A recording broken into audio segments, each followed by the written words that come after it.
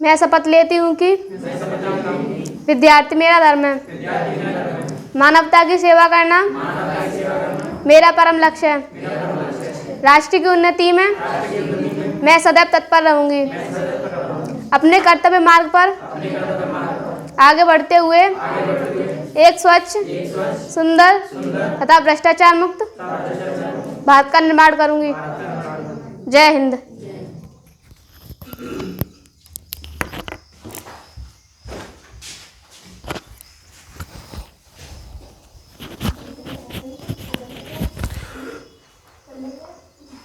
मध्यकालीन भारतीय इतिहास में हम लोग जो है अकबर का अध्ययन कर रहे थे। देखो, अकबर एक महत्वपूर्ण टॉपिक है, तो ये क्लास जो है कंटिन्यू हम लोग करेंगे।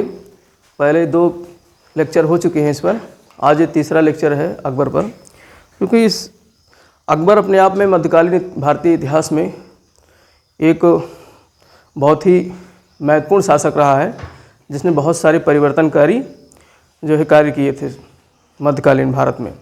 तो इसलिए इसका अध्ययन करना, संपूर्ण अध्ययन करना बहुत ज़रूरी है। आज हम लोग यहाँ से प्रश्न काफ़ी आते हैं, इसके जो है किस सन में इसने कौन से कार्य किए, तो ये महत्वपूर्ण कार्य को हम लोग जो है अध्ययन करेंगे कि कौन से सन में कौन से कार्य किए। इसको सीक्वेंस में लगाने के लिए भी प्रश्न आता है परीक्षाओं में, और पूछ लेता है कि किस चीज़ की स्थापना कब की अकबर ने। तो ये प्रश्न अक्सर किसी न किसी परीक्षा में पूछ लेता है। और इसके अलावा अकबर ने बहुत सारे जो है कार्य किए थे, जिसमें धार्मिक परिवर्तन किया, सामाजिक कार्य किए, बहुत सारे आर्थिक नीतियाँ उसकी बहुत अच्छी थी, और इसके अलावा स्थापत्य के क्षेत्र में बहुत अच्छा कार्य किया।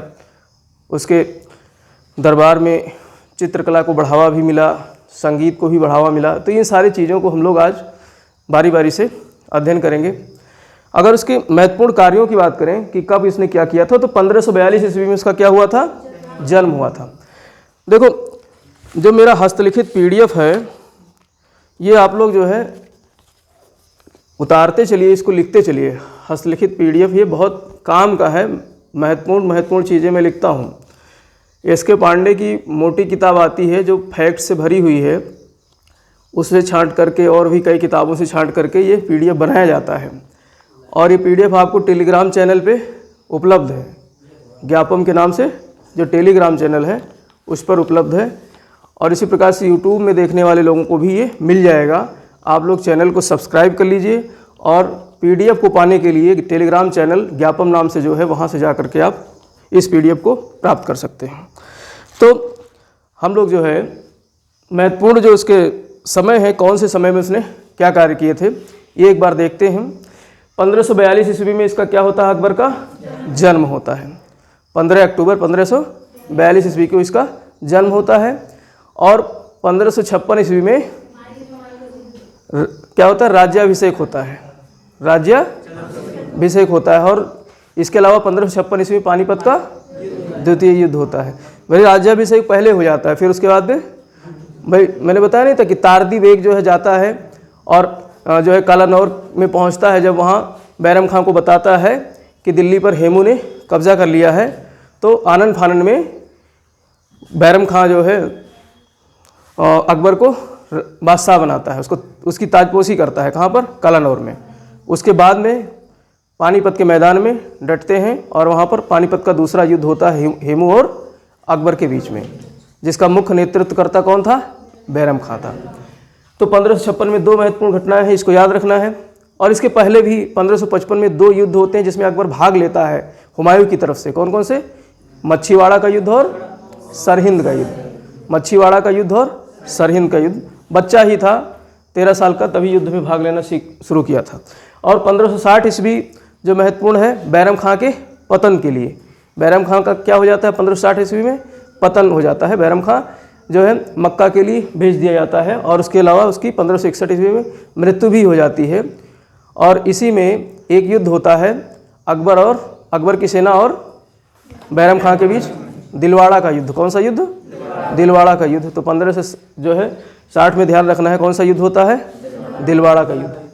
1562 ईस्वी में 2 काम होते हैं।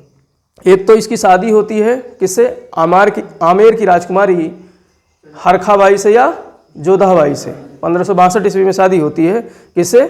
जोधाबाई से या हरखाबाई से। और जब शादी हो जाती है तो उसके बाद में जो है अकबर धार्मिक रूप से बहुत सहिष्णु हो जाता है, धार्मिक रूप से बहुत सहिष्णु हो जाता है।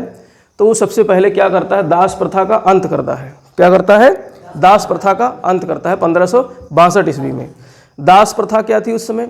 मैंने देखा था सल्तनत काल में जो आपका FST था, फिरोज शाह तुगलक था, उसके समय में दासों की सर्वाधिक संख्या थी। उसके जो है महल में, राजमहल में काफ़ी दास थे, बहुत सारे, सबसे अधिक। अगर मध्यकालीन भारत में पूछा जाए दास किसके समय में सबसे अधिक थे,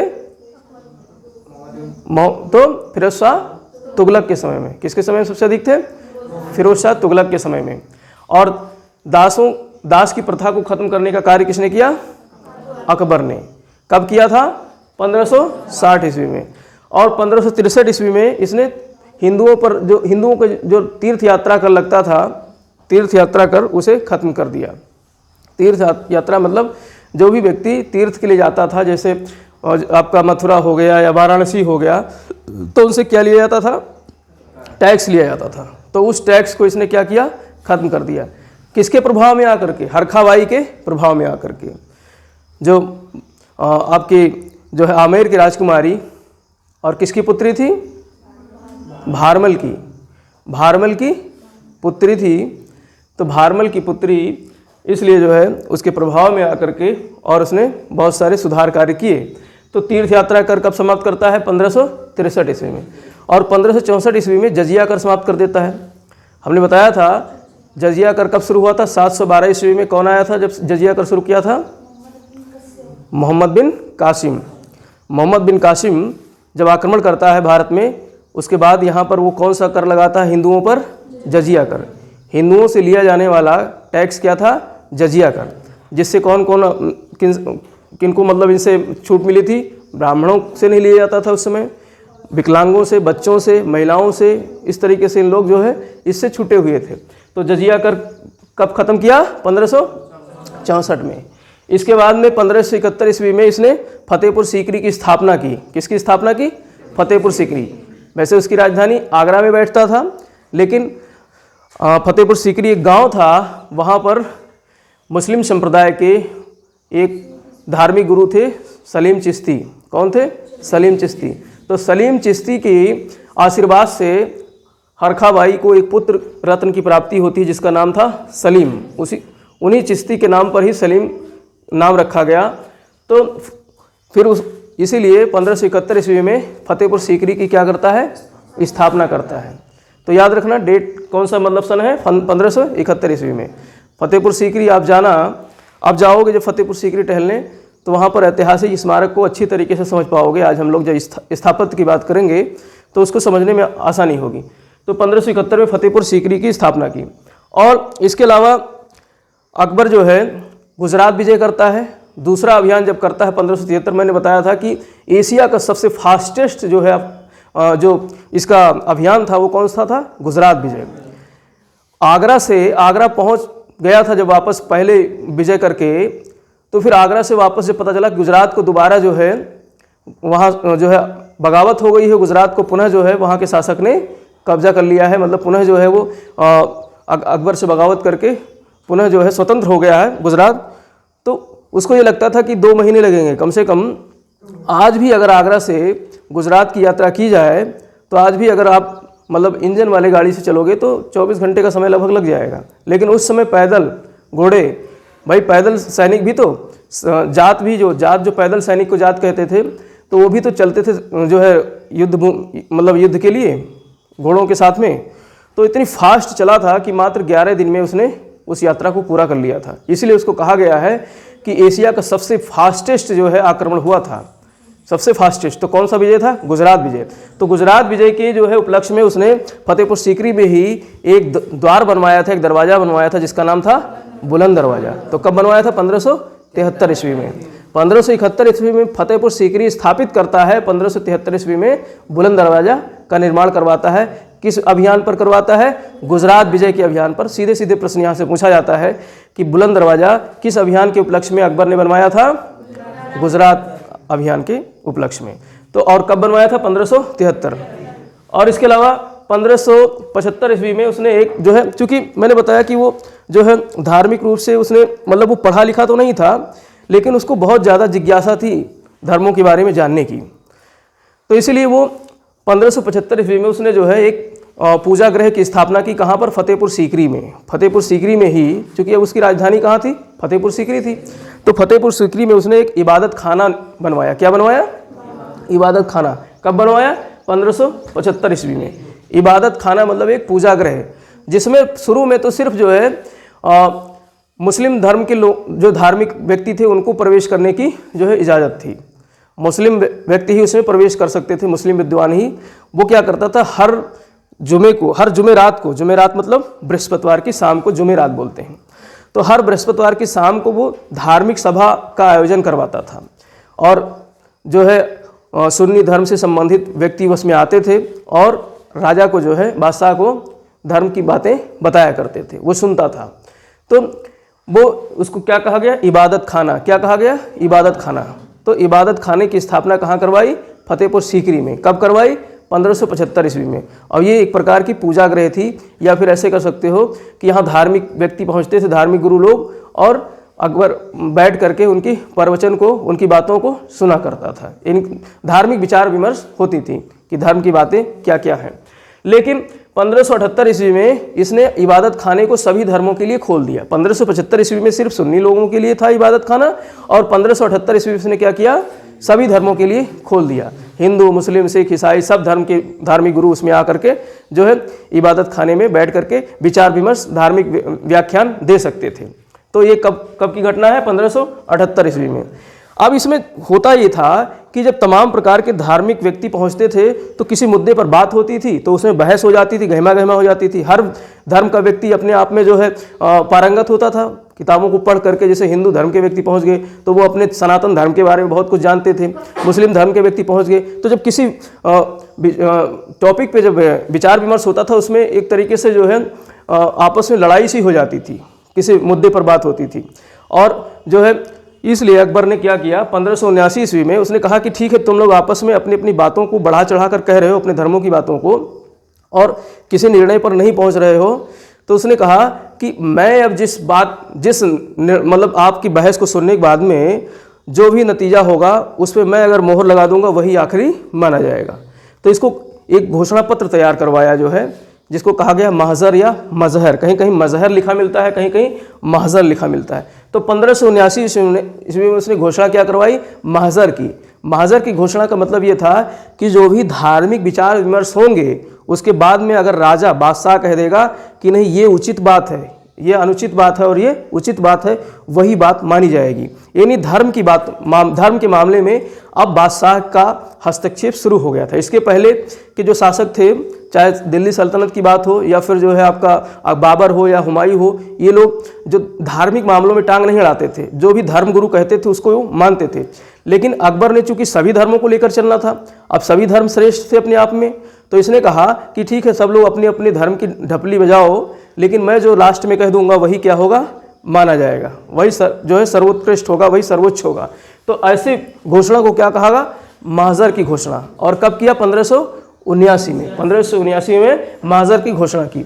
और इसके अलावा 1580 ईस्वी में एक व्यवस्था स्थापित की जिसको बोलते हैं दहसाला व्यवस्था। कौन सी व्यवस्था? दहसाला। ये एक भूमि सुधार से संबंधित व्यवस्था थी, भूमि कर से संबंधित। इसको हम लोग अभी आगे पढ़ेंगे। जो टोडरमल था, जो इसका जो है आर्थिक सलाहकार था, जो वित्त मंत्री था अकबर का, टोडरमल, उसके कहने पर अकबर ने एक व्यवस्था स्थापित की थी धार्मिक नीति, आर्थिक नीति के अंतर्गत। उसको कहा गया था दहसाला व्यवस्था। तो ये कब स्थापित हुई? 1580 ईस्वी में, ये याद रखना है। और इसके अलावा उसने एक नए धर्म की जो है स्थापना भी की थी 1582 ईस्वी में, दीन इलाही। कौन से धर्म? दीन इलाही। इस दीन इलाही में अबुल फजल लिखता है अपनी किताब अकबरनामा में। अबुल फजल की कौन सी किताब थी? अकबरनामा। और अबुल फजल कौन था? अकबर का एक नवरत्न था। अकबर का एक नवरत्न था जो इतिहास, साहित्य, तमाम क्षेत्रों में उसको ज्ञान था। तो अबुल फजल ने किताब लिखी थी अकबरनामा। उस किताब में वो लिखता है कि जो है अकबर ने जो 1582 ईस्वी में दीन इलाही नामक एक नए जो है धर्म की घोषणा की, उसमें मात्र 18 व्यक्तियों ने जो है क्या किया था, धर्म परिवर्तन किया था, उस धर्म को क्या किया था, ग्रहण किया था। और इसके लिए दिन निश्चित किया था रविवार। रविवार वाले दिन जो भी व्यक्ति दीन इलाही को अपनाना चाहता था, राजा के दरबार में आकर के अपनी पगड़ी जो है उतार करके राजा के पैरों के नीचे रखता था, और उसके बाद में राजा क्या करता था, उसकी पगड़ी उठा करके और उस व्यक्ति के सर पे रख देता था, और जो है पैबोस की व्यवस्था शुरू की। यहीं पर जो है पैबोस मतलब उसको चूमना, राजा के पैरों को जो है दंडवत करना। और ये व्यवस्था किसने शुरू की थी? बाबर ने शुरू की थी। बाबर ने, बलबन ने शुरू की थी। ये व्यवस्था बलबन ने शुरू की थी। तो उस व्यवस्था को पुनः जो है इसने पुनर्जीवित किया अकबर ने। कैसे?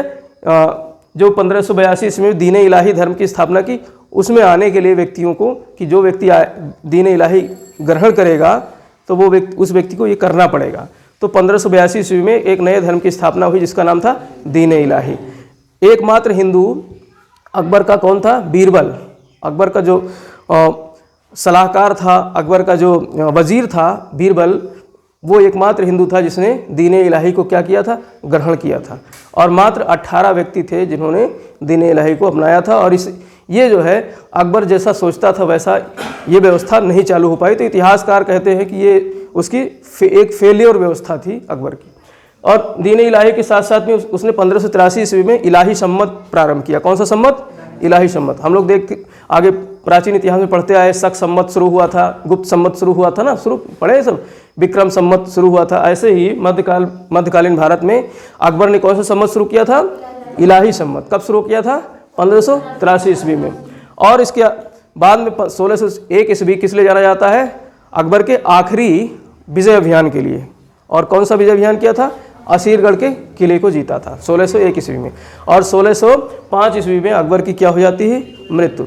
अकबर की जो है अतिसार से, दस्त बीमारी से उसको जो है अतिसार हो जाता है, और उस बीमारी से वो 1605 ईस्वी में क्या हो जाता है? मर जाता है। और उसके बाद में उसका पुत्र जो है जहांगीर, सलीम जो था, जहांगीर के नाम से सत्ता पर बैठता है। तो ये तिथि आपको, ये डेट आपको याद रखना है, ठीक है? बारी बारी से इनको आपको एक बार फिर से रिवाइज करता हूँ, मेरे साथ फटाफट करो, बस याद हो जाएगा। 1542 ईस्वी जन्म, 1556 ईस्वी राज्याभिषेक और पानीपत का द्वितीय, 1560 ईस्वी बैरम खां का पतन, 1562 ईस्वी दास प्रथा कांड, 1563 ईस्वी कौन सा? तीर्थ यात्रा कर समाप्त, 1564 ईस्वी जजिया कर की समाप्ति, और 1562 में ही किससे शादी हुआ था? जोधाबाई से। 1571 ईस्वी में फतेहपुर सीकरी की स्थापना, 1563 ईस्वी में बुलंद दरवाजा, 63 नहीं 1573 बुलंद दरवाजा, और 1575 में इबादत खाना, और 1578 में सभी धर्मों को प्रवेश कराया इबादत खाने में, और 1579 में मजहर या महजर की घोषणा। किसकी घोषणा? मजहर की घोषणा। और 1580 में दहसाला पद्धति। कौन सी पद्धति? दहसाला। और 1582 में दीन इलाही, 1582 में दीन इलाही, और 1583 में इलाही सम्मत, 1583 में इलाही सम्मत, 1601 में असीरगढ़ का किला फतेह। और ये अकबर का आखिरी अभियान था। और 1605 ईस्वी में इसकी मृत्यु। 1601 में असीरगढ़ के किले को फतेह करके उसका आखिरी अभियान खत्म हो जाता है। तो इस तरीके से ये यहाँ से प्रश्न आते हैं, अक्सर आते हैं। इनको आपको जो है 2-3 बार आप PDF से रिवाइज कर लेना, बस याद हो जाएगा। अब हम लोग थोड़ा सा धार्मिक नीति के बारे में अध्ययन करेंगे। देखो, धार्मिक नीति उसकी कब से प्रभावित होती है? जब वो हरखाबाई से विवाह करता है, उसके बाद से वो धार्मिक रूप से क्या हो जाता है? सहिष्णु। हालांकि शुरू से ही सहिष्णु था, लेकिन हरखाबाई के आते ही वो, देखो उसने बहुत सारे जो है राजपूत राजकुमारियों से शादी किया था। सिर्फ हरखाबाई को हम लोग इसलिए जानते हैं क्योंकि उसका प्रभाव ज़्यादा था। जिस तरीके से माहम अनगा का प्रभाव था, तो हम लोग पढ़ते हैं कि 1560 से लेकर के 1562 तक मोस्टली, कहीं कहीं 1564 में मिलता है। कौन सा शासन था? पेटीकोट शासन था, पर्दा शासन था। माहम अनगा का प्रभाव ज़्यादा था 1560 से लेकर के 62 तक। 62 में उसकी मृत्यु हो जाती है, लेकिन 64 तक भी थोड़ा थोड़ा प्रभाव रहता है, क्योंकि अभी जो है उसकी माँ का भी वर्चस्व था। अकबर की माँ भी जो है थी, क्या नाम था? हमीदा बानो बेगम। तो अकबर की माँ का भी वर्चस्व था। तो 1564 तक जो है पर्दा शासन में उसका जो है शासनकाल चलता है। तो लेकिन जब शादी हो जाती 1562 ईस्वी में इसकी जो है हरखाबाई से, ये तो क्या होता है, धार्मिक रूप से काफ़ी सहिष्णु हो जाता है। वो किसी भी अपनी रानी से नहीं कहता है कि तुम मुस्लिम धर्म अपनाओ, अपने धर्म को त्याग करके मुस्लिम धर्म अपनाओ, ऐसा किसी से नहीं कहता है। तो धार्मिक रूप से अगर उसकी बात किया जाए तो वो सुलह कुल की नीति को अपनाता है। कौन सी नीति? सुलह कुल, सुलह कुल की नीति अपनाता है। याद रखना, कौन सी नीति अपनाता है? सुलह कुल। जैसे आज की सरकार कहती है सबका साथ सबका विकास, तो ये उसी आधार पे है। सुलह कुल की नीति का मतलब होता है सभी धर्मों को एक साथ लेकर के चलना। धार्मिक रूप से उसकी नीति क्या थी? सुलह कुल की नीति थी। और उसने जो है इबादत खाने की स्थापना की थी 1575 में, इबादत खाने की स्थापना की थी। और इसके अलावा 1578 ईस्वी में इबादत खाने को सभी लोगों के लिए खोल दिया था। तो सुलह कुल की नीति, आगरा को ही सुलह नगरी कहा गया है। सुलह कुल की नगरी किसको कहा गया है? आगरा को। तो प्रश्न कभी कभी पूछ लेता है सुलह कुल नगरी कौन है? आगरा है। आगरा को कौन सी नगरी कहा गया है? सुलह कुल की नगरी। हम लोग पेठ की नगरी के नाम से जानते हैं ना, लेकिन सुलह कुल की नगरी के नाम से भी आगरा को जाना जाता है। कुछ परीक्षाओं में प्रश्न आते हैं। तो सुलह कुल की नीति अपनाई इसने धार्मिक रूप से।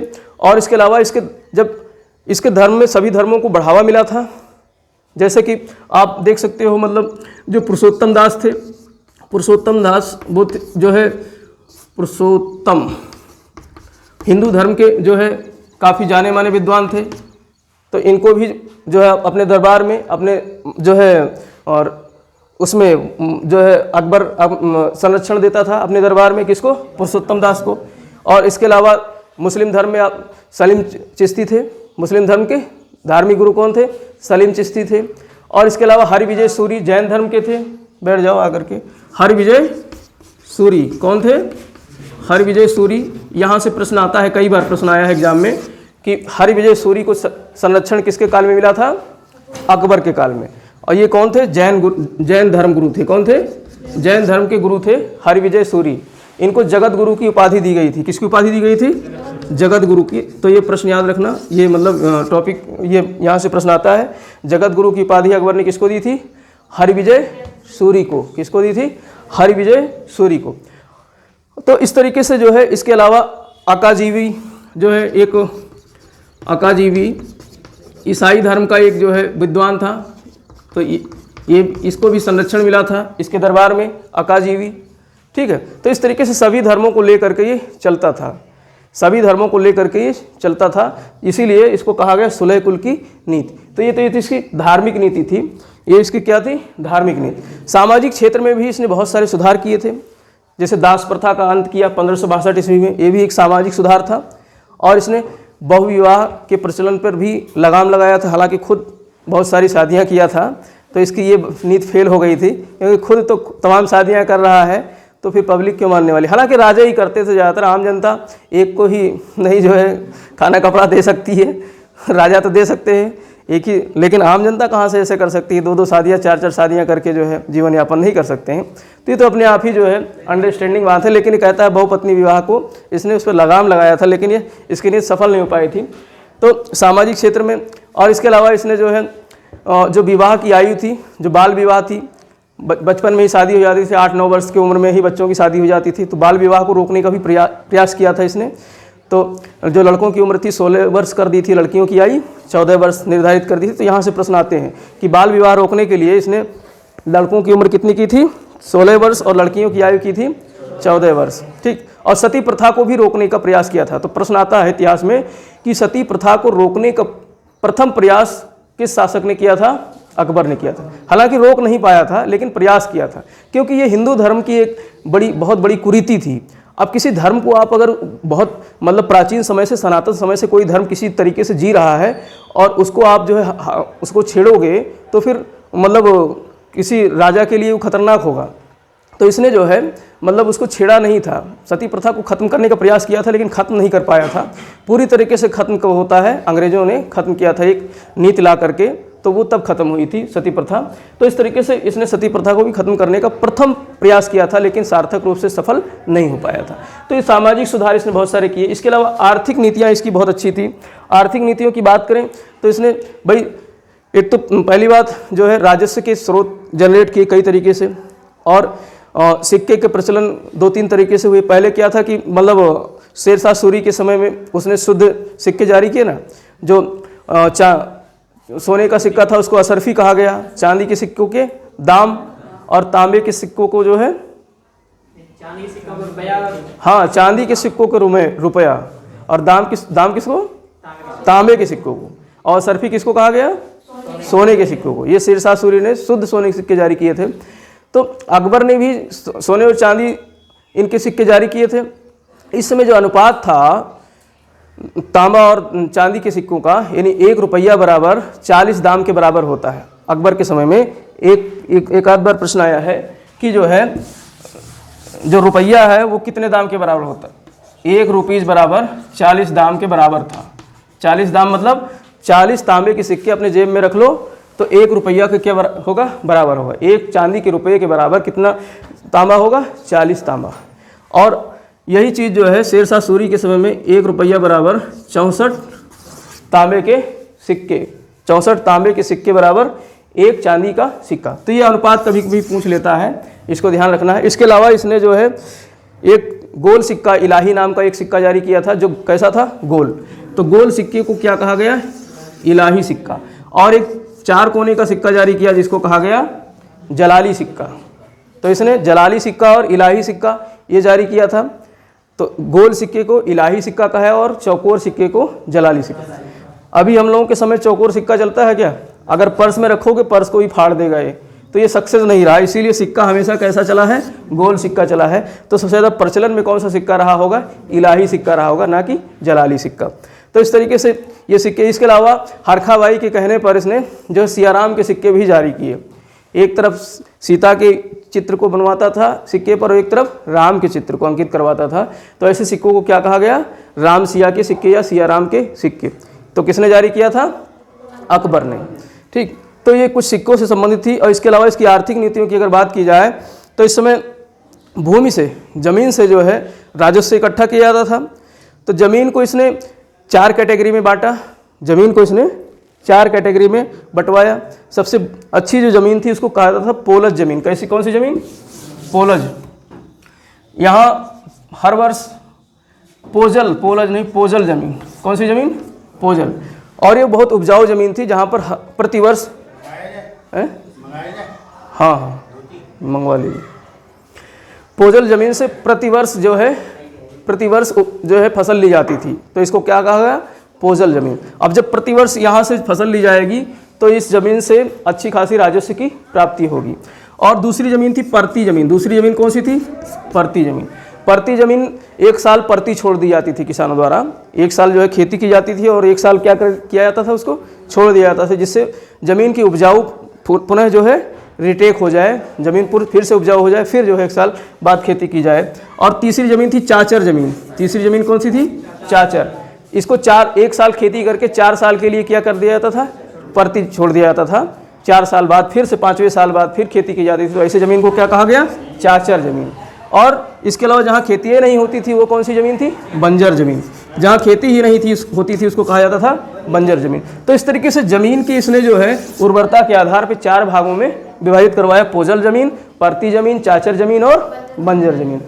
अब इसके जो राजस्व के स्रोत थे वो 3 तरीके से राजस्व इनसे लिया जाता था। पहला था एक जाप्ती प्रणाली। कौन सी प्रणाली, जाप्ती प्रणाली। राजस्व की ये कौन सी प्रणाली थी, जाप्ती प्रणाली। कैसी थी, इसमें जो है जो ज़मीन थी बीघा के अनुसार, ज़मीन के क्षेत्रफल के आधार पर जो है टैक्स वसूला जाता था। तो ऐसे टैक्स को क्या कहा जाता था, जाप्ती। मतलब जिसके पास जितना ज़्यादा ज़मीन होगा उसको उतना ज़्यादा क्या देना पड़ेगा, टैक्स। अब मान लेते हैं किसी के पास जो है परती और चाचर बंजर ये ज़मीन ज़्यादा है, 10 बीघा है, और पोजल ज़मीन किसी के पास में 2 ही बीघा है। अब ये उत्पादन 10 बीघे में उतना नहीं हो रहा जितना पोजल में हो रहा है, तो इसको नुकसान होगा ना, इसे ज़्यादा टैक्स देना पड़ेगा। तो जिसके पास ज़मीन ज़्यादा होती थी उसे ज़्यादा टैक्स देना पड़ता था। यानी ज़मीन के जो है क्षेत्रफल के आधार पे जो कर लिया जाता था उसको क्या कहा जाता था, जाप्ती। और इसके अलावा दूसरी प्रणाली ये सफल नहीं थी, इसलिए इसने एक व्यवस्था स्थापित की, कनकूत प्रणाली। कौन सी प्रणाली, कनकूत। इसमें कहा गया फसल के उत्पादन के आधार पर, जितनी फसल का उत्पादन हो रहा है उस पर टैक्स लिया जाए। तो फसल के मात्रा पर टैक्स निर्धारित किया गया, तो उसको क्या कहा गया, कनकूत प्रणाली। तो कनकूत प्रणाली ये थोड़ा सा अच्छी व्यवस्था थी भाई। इसमें क्या हो गया, पोजल ज़मीन ज़्यादा उपजाऊ है, पोजल ज़मीन ज़्यादा उपजाऊ है तो वहाँ फसल ज़्यादा होगी तो उससे टैक्स ज़्यादा आएगा। यानी फसल के उपज के आधार पे जब निर्धारित किया गया टैक्स लेने की व्यवस्था तो उसे क्या कहा गया, कनकूत प्रणाली। अब लेकिन ये भी उतनी ज़्यादा सफल नहीं हुई थी, तो टोडरमल ने राजा से कहा कि हम लोग कौन सी पद्धति अपनाएंगे, दहसाला। कौन सी पद्धति, दहसाला पद्धति अपनाएंगे। तो टोडरमल के कहने पर अकबर ने एक नई व्यवस्था स्थापित की, क्या नाम था, दहसाला।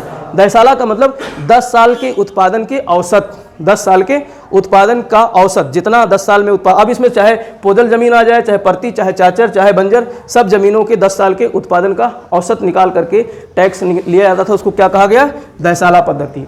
तो प्रश्न आता है दहसाला पद्धति को जो है लागू करने वाला बादशाह कौन था, अकबर। और ये किसकी पद्धति थी, टोडरमल की।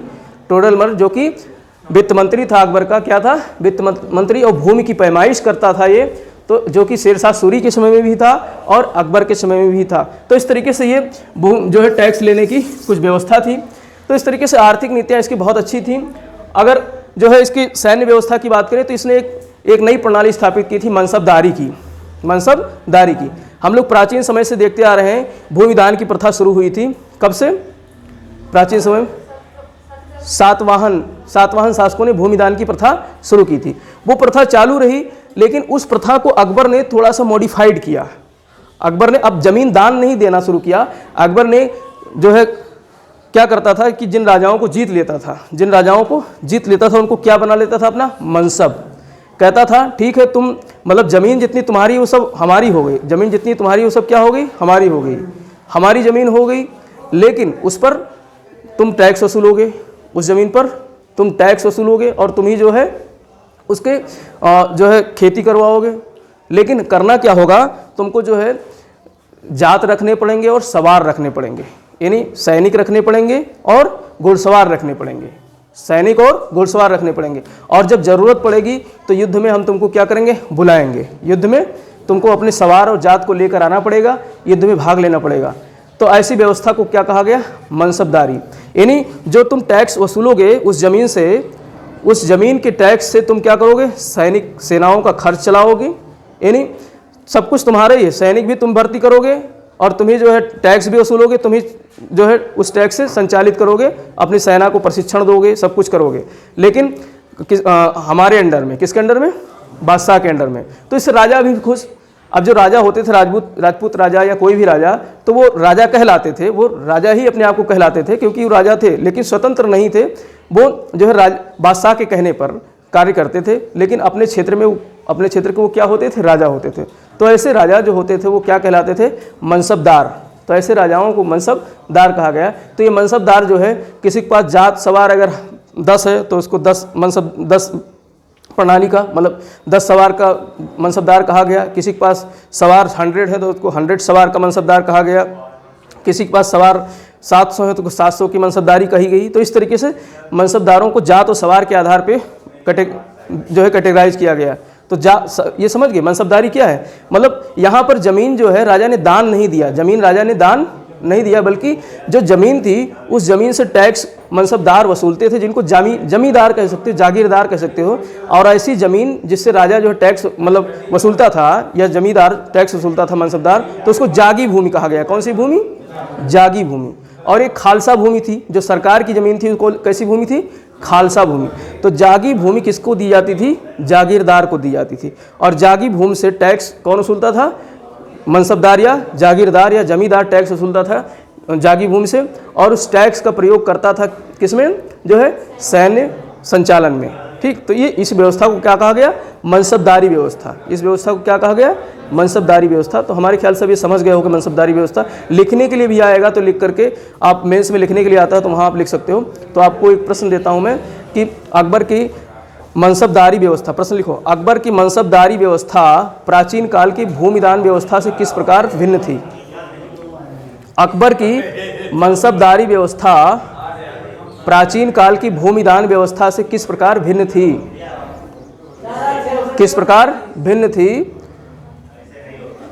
उदाहरण सहित व्याख्या कीजिए, उदाहरण सहित व्याख्या कीजिए। ये जो है जीएस के पहले पेपर में इस प्रकार के प्रश्न आते हैं, तो इसको आपको 100 शब्दों में लिख करके दिखाना है। ठीक, तो इसके अलावा जो है उसके दरबार में जो है चित्रकला को भी बढ़ावा मिला। चित्रकला के क्षेत्र में जो है प्रश्न आते हैं, चित्रकला के क्षेत्र में चित्रकला को बढ़ावा दिया तो आपको याद रखना है अब्दुल समद और इसके अलावा बसावन और दसवंत, ये 3 चित्रकार थे। किसके दरबार में थे? अकबर के दरबार में। तो चित्रकार अब्दुल समद, बसावन, दसवंत ये अकबर के समय के चित्रकार थे। जहांगीर ने ज़्यादा बढ़ावा दिया था, उसको हम लोग आगे देखेंगे। और इसके अलावा संगीत के क्षेत्र में भी स्वयं ये क्या बजाता था? नगाड़ा बजाता था। अकबर जो है इसको नगाड़ा बजाने में मज़ा आता था। जैसे नौटंकी में नहीं नगाड़ा बजाते हैं, तो अकबर जो है नौटंकी वाला नगाड़ा खुद बजाता था। संगीत के क्षेत्र में इसको जो है काफ़ी जो है रुचि थी।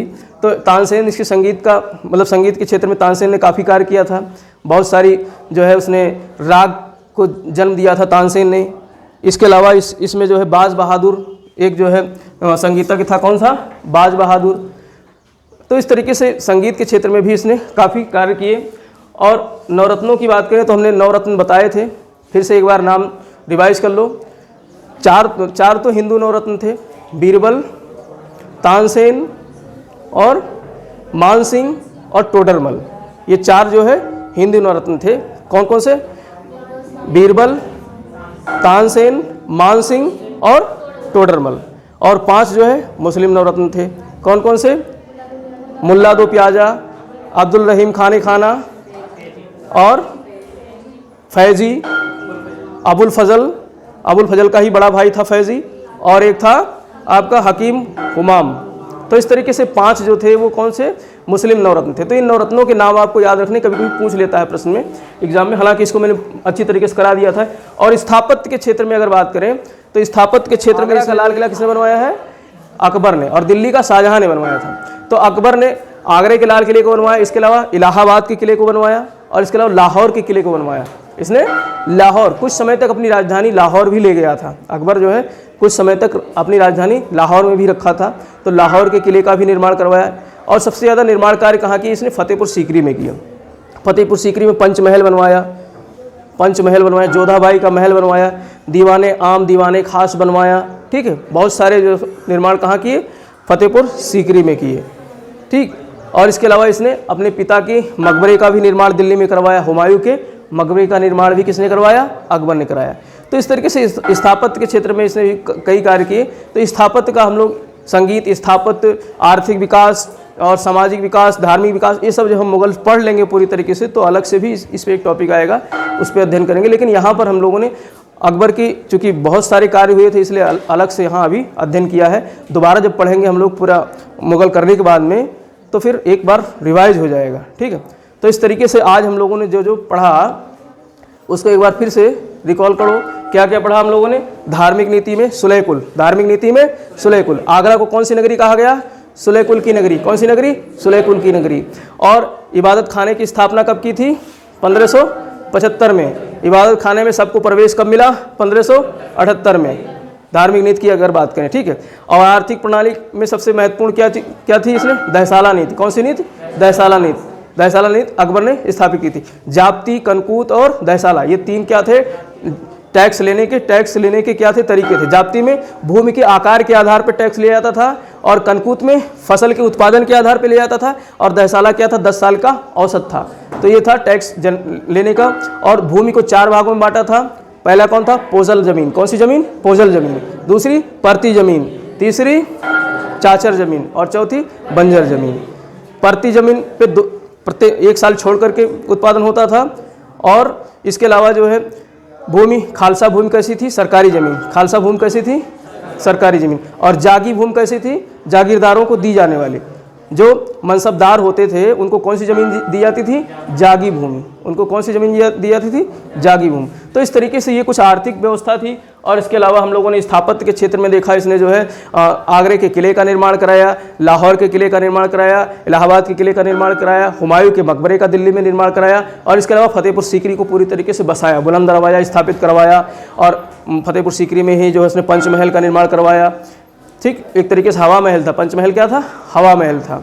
और इसके जो है संगीत के क्षेत्र में बढ़ावा दिया, जिसमें बैजू बावरा संगीतज्ञ था और तानसेन संगीतज्ञ थे। तानसेन के बारे में कहा जाता था कि वो जब राग अपना शुरू करता था तो मेघ आ जाते थे, बादल आ जाते थे, बारिश होने लगती थी, इतना महान संगीतज्ञ था। ठीक। और नवरत्नों की बात करें तो अकबर, मानसिंह और टोडरमल और तानसेन, 4 जो है हिंदू थे, जिसमें बीरबल ने दीन इलाही को अपनाया था। एकमात्र हिंदू जो दीन इलाही को क्या किया था, अपनाया था। ठीक। दीन इलाही जो अबुल फजल कहता है कि सिर्फ 18 लोगों ने अपनाया था। किस किताब में कहता है, अकबरनामा। अकबरनामा के ही तीसरे भाग को कहा गया है आईने अकबरी। अकबरनामा के ही तीसरे भाग को क्या कहा गया है, आईने अकबरी। तो आईने अकबरी की रचना किसने की, अबुल फजल ने की। आईने अकबरी की रचना किसने की, अबुल फजल ने की। अब आईने अकबरी में अकबर अपनी बातों को भी कहता था कि हमारी बात को राजा गंभीरता से लेता था, बात को मानता था। तो किस में लिखा है, आईने अकबरी में लिखा है। और अकबरनामा वैसे क्या है, जीवनी है किसकी, अकबर की। तो इस तरीके से ये सारी चीज़ें हैं अकबर के बारे में। अब हम लोग जो है कल से